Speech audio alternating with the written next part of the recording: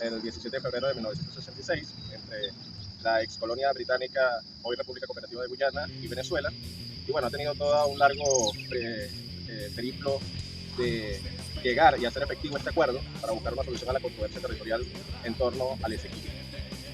A partir de la segunda década del siglo XXI, Guyana, una vez se agota o fallece el último buen oficial, que fue el mecanismo que desde 1990 hasta el año 2017 rigió esta controversia, Guyana unilateralmente solicita al secretario general de las Naciones Unidas pasar a la vía judicial en manos de la Corte Internacional de Justicia.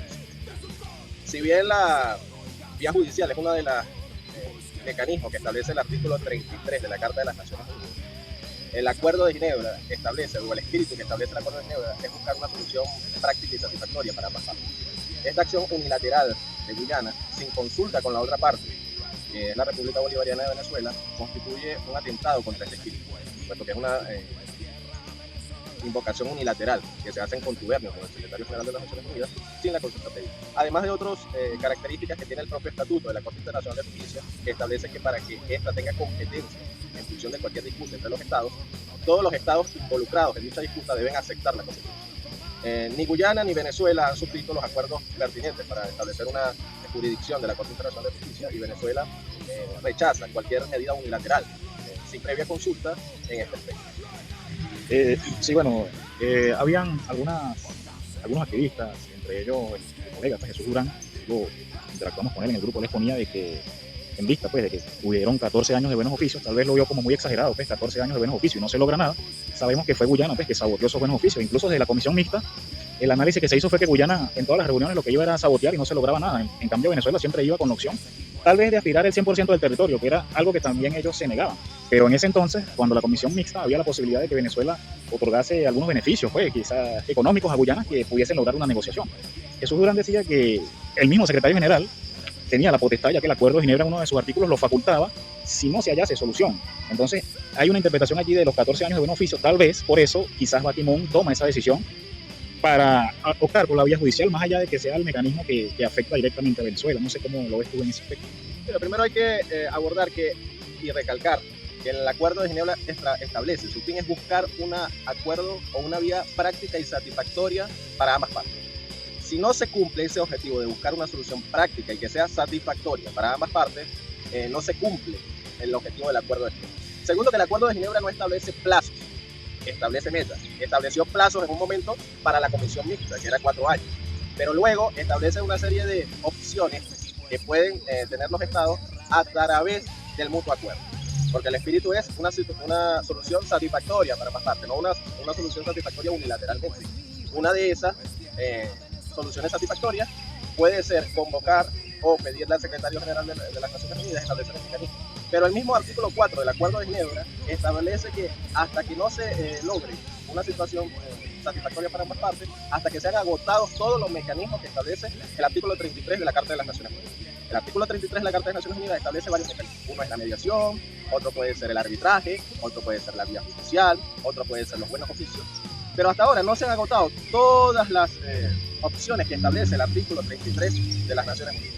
Se ha agotado, o pudiera estar siendo agotado, hasta ahora en la vía de los buenos oficios. Eso fue el mecanismo que duró desde 1990 hasta el año 2017. Pero el artículo 33 establece otras opciones, que puede ser la mediación. Lo importante es que cada una de las opciones que se vayan a establecer debe ser en acuerdo común entre todas las partes implicadas, es decir, la República Bolivariana de Venezuela y la República Cooperativa de Guyana, con una mediación de las Naciones Unidas. Venezuela no es que niega la posibilidad de que podamos llegar a una vía judicial.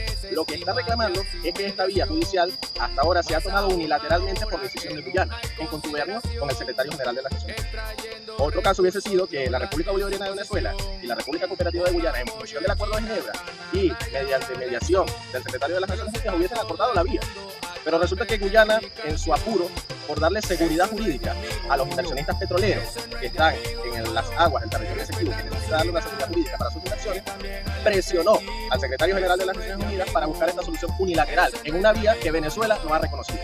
Y la Corte Internacional de Justicia, en un hecho harto irregular, ha aceptado la competencia, aunque Venezuela nunca ha reconocido oficialmente la competencia. Gracias, José. Fíjate, la postura de no reconocimiento de la Corte es una postura histórica. Incluso desde los gobernantes que firmaron el Acuerdo de Ginebra, o sea, llámese el periodo de el periodo de Quinta República, siempre se ha mantenido una postura de no reconocimiento a la Corte. En este periodo, después de que la Corte se declara competente, algunos sectores, ¿no?, salieron a recomendar al Estado hacerse parte, pues, de lo que es el procedimiento. El Estado obviamente escuchó a todos estos sectores y concluyó en que iba a mantener la postura histórica de no reconocimiento a la Corte. Entre esa diatriba que ha habido en aquellos sectores que dicen que tiene que haber un reconocimiento, otros que dicen que no, ¿qué más o menos, o sea, qué planteas tú allí? ¿Por qué ese cambio de postura, algo que era histórico, ahora estos sectores se ponen de parte de la teoría de Abraham Gómez, ¿no?, que recomienda al Estado hacerse parte del proceso? Mira, como digo, el reconocimiento a la Corte, o la vía de la Corte, la vía de la solución judicial, no es descartada, porque es una de las vías que establece el artículo de la Carta de la Constitución. El problema de fondo es el origen, cómo se activa este mecanismo. Mira, los buenos oficios fueron activados no por una decisión unilateral de Venezuela, ni por una solución unilateral de Guyana. Fue una medida acordada en ambos. De hecho, cuando se estaba negociando el Acuerdo de Ginebra, Venezuela también, en manos del canciller Ibarra Mostres, había propuesto la solución de la Corte Internacional de Justicia. Pero los británicos y los guyaneses no aceptaron esa solución porque no les convenía en ese momento. Entonces, al no aceptar la otra parte, y en virtud de que el espíritu de este acuerdo era buscar una solución práctica y satisfactoria para ambas partes, no se llegó a ese acuerdo. Es decir, el espíritu del Acuerdo de Ginebra es que ambos estados busquen una solución que sea satisfactoria para ambas partes, no que sea satisfactoria unilateralmente. Venezuela está protestando esta activación de la Corte Internacional de Justicia no porque no sea una vía factible para la solución de la controversia, sino por el mecanismo de origen en el que ha sido invocado, o una solución o una invocación unilateral de Guyana sin consulta con la otra parte para que ésta cumpla el objetivo del Acuerdo de Ginebra, que es una solución práctica y satisfactoria. Ese es el origen del problema. Otro caso hubiese sido que Guyana y la República Bolivariana de Venezuela se hubiesen puesto de acuerdo y hubiesen dicho al secretario general de Naciones Unidas: queremos quitar la Corte. Pero eso no fue lo que pasó. Guyana, presionada por las empresas petroleras en busca de seguridad jurídica, han hecho una invocatoria unilateral en contubernio con la Secretaría General de Naciones Unidas de llevar este caso a la Corte, cosa que Venezuela no acepta porque viola el principio del Acuerdo de Ginebra de una solución satisfactoria. Ok, yo sé. Expectativas, ¿no?, sobre el inicio de lo que son las audiencias orales, ya que tú lo hablábamos, pues, del no reconocimiento de la Corte, pero al fin y al cabo Venezuela se ha hecho parte, dejando claro de que no reconoce la competencia, ha participado en sesiones preliminares y entregó una contramemoria, pues, que todavía el pueblo no conoce por seguridad, ¿no? No podemos saber todavía lo que está escrito allí hasta que se ventile, pues, lo que son las audiencias orales. Pero te pregunto sobre lo que son las expectativas, ¿no?, ya que por lo menos Venezuela anunció que va a asistir a lo que son las audiencias. ¿Cuáles serían las expectativas? Y si es un momento histórico, sería el momento cumbre para la reclamación del Esequibo, a pesar de que estamos hablando de un proceso incubado. Sí, hay que diferenciar lo que es asistir a la Corte o enviar a algunos representantes a la Corte y lo que es hacerse parte del pueblo. Venezuela, en vista de todos estos argumentos que he dicho, ha dejado claro su posición de que no reconoce el proceso y no se va a hacer parte del proceso. Sin embargo, Venezuela ha enviado una contramemoria para decir básicamente las razones, primero, de por qué Venezuela no reconoce el laudo. Porque este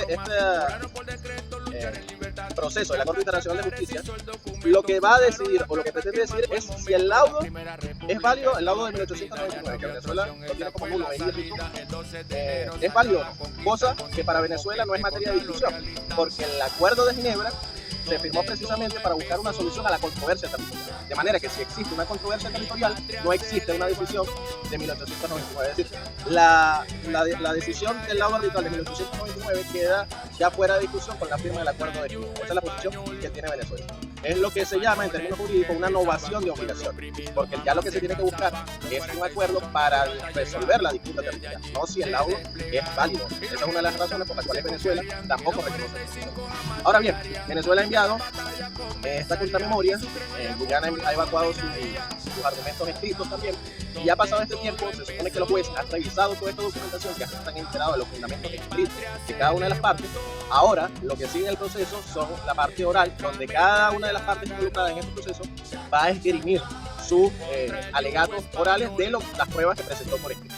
Venezuela va a ir para reafirmar las razones de por qué no reconoce esta cosa. Además de todos los argumentos históricos que tiene Venezuela sobre sus derechos del territorio civil. Pero esto no quiere decir un reconocimiento al conflicto, sino simplemente, en términos llanos, vamos a decirle a la Corte por qué no lo reconocemos y reafirmar nuestra posición del espíritu del Acuerdo de Ginebra de buscar una solución satisfactoria, puesto que esta solución, como se ha estado llevando, no es satisfactoria para Venezuela. Ok, yo sí, fíjate, esta tercera pregunta que te voy a hacer, bueno, la segunda, la primera tercera, los errores diplomáticos, ¿no? Nuestros gobernantes han cometido algunos errores, que creo que lo simplifiquen allí, que han afectado pues el curso de esta reclamación y ha sido dificultoso para lograr lo que es la recuperación de algún porcentaje de tierra del Esequibo, cosa que ha aprovechado Guyana. Nuestros errores han sido aprovechados por ello. Y ahí también quiero que en esa pregunta coloques lo que es el poco interés del venezolano, que apenas con el referéndum de 2023 fue que se fue promoviendo el tema y algunos se fueron enterando del tema, pero también hay mucha apatía, hay muchos venezolanos que promueven el mapa incompleto y nosotros tenemos un mapa oficial que se divulga de manera completa simplemente como una estrategia de Estado para la recuperación. Entonces yo quisiera que en esta pregunta coloques los errores diplomáticos de nuestros gobernantes y también hagas un resumen allí de lo que debería ser una postura del ciudadano común sobre este tema. Sí, bueno, errores podríamos enumerar muchos. Yo traería de primero eso que tú estabas trayendo a población, que es la educación, la siembra de conciencia, la población venezolana sobre la importancia de defender en esta controversia nuestra soberanía sobre un territorio tan importante como es el territorio Esequibo, de nuestros derechos legítimos que tenemos sobre ese territorio y la importancia para la vida de la República, para la vida del país como Estado, como órgano ante el concierto de las naciones que tiene este territorio, porque no solamente el territorio terrestre, también es nuestra salida al Atlántico. Y eso lamentablemente, uno de los primeros errores que no se ha implementado una política verdaderamente de educación para el ciudadano venezolano, para que pueda identificarse con este proceso. En los programas, por ejemplo, de educación pública, en las materias de geografía de Venezuela, casi no se menciona el tema, se menciona casi como una miscelánea, como una anécdota. Y eso ha producido, bueno, que la falta de información, o muchas veces la falta de conciencia de gran parte de la población venezolana sobre la importancia y sobre los legítimos derechos que tiene Venezuela. Otros errores que hemos cometido muchas veces fue, por ejemplo, en la línea de facto, a veces colocar como que si eso fueran puestos fronterizos cuando no son puestos fronterizos, puesto que es una línea de facto que más bien hay que colocarla como la línea que nos une. Y lo otro es también que en varios lapsos históricos de este proceso se ha obviado lo que es más importante que el territorio, es la población. Esos venezolanos que viven, que han nacido en el territorio Esequibo son venezolanos por nacimiento, constitucionalmente, porque nuestra constitución establece primero que el territorio de la República es todo el territorio que antes pertenecía a la Capitanía General de Venezuela antes de la transformación política de 1810, y eso incluye el territorio Esequibo. Y además dice que los venezolanos por nacimiento son todos aquellos que nacen en el territorio de la República, por tanto, que los nacidos en el territorio Esequibo son venezolanos por nacimiento, y uno de los errores es que durante mucho tiempo hemos olvidado a estos venezolanos. ¿Qué hará Venezuela en caso de una sentencia adversa? Bueno, Venezuela ha dejado claro que no va a reconocer el proceso, y esto va a generar, bueno, un desenlace que además hay precedentes, porque cuando la Corte Internacional de Justicia ha habido casos en que emite sentencias y una de las partes no reconoce el proceso queda estancado y hay que buscar otra vía. Uno de los ejemplos es que el propio Estados Unidos ha sido llevado a la Corte Internacional de Justicia, la Corte Internacional de Justicia ha emitido sentencia y Estados Unidos no la ha reconocido y se ha tenido que buscar otras vías para resolver el problema. De manera que, sea cual sea la decisión que tome la Corte Internacional de Justicia, como el Acuerdo de Ginebra establece que el objetivo es buscar una solución práctica y satisfactoria para ambas partes, se debe, y esta solución evidentemente no la va a obtener, se va a tener que buscar otra vía hasta agotar todo lo que establece el artículo 33 de la Carta de las Naciones Unidas. Recomendaciones al Estado una vez que concluya el juicio y las acciones en pro de la recuperación deben seguir. Bueno, el Estado debe mantener su postura de la defensa de nuestros derechos históricos, debe afianzar no solamente la vía diplomática, sino también todas las vías en pro de la recuperación del territorio esequibo, como la vía social. Como lo decía, nosotros debemos atender a los esequibanos, satisfacer sus derechos como venezolanos para que ellos sientan la conexión con los valores venezolanos y entiendan que ellos son venezolanos por nacimiento. Eso es una de las tareas que tiene que hacer el Estado venezolano. Otra, seguir avanzando en los planes de estudio a la población venezolana para que se entere y desde la escuela el venezolano comprenda dónde comienza la patria y dónde termina la patria. Y por supuesto que las acciones en pro de la recuperación de nuestro territorio esequibo deben seguir no solo por parte de los organismos y las instituciones de los estados, sino de toda la población venezolana, todos los sectores, los activistas, los movimientos sociales.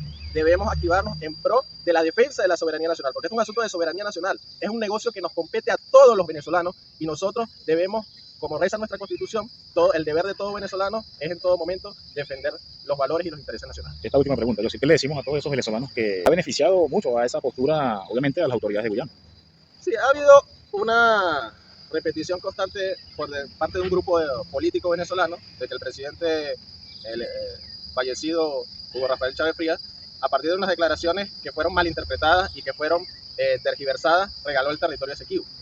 Lo que se trató en ese momento y lo que dijo el entonces presidente de la República es que algo que establece también el propio Acuerdo de Ginebra. El Acuerdo de Ginebra establece que lo que se haga por parte del Estado que está administrando actualmente el territorio, que es la República Cooperativa de Guyana, haga lo que haga en el territorio, en materia de infraestructura, en materia social, en materia de recursos naturales, no afecta la controversia.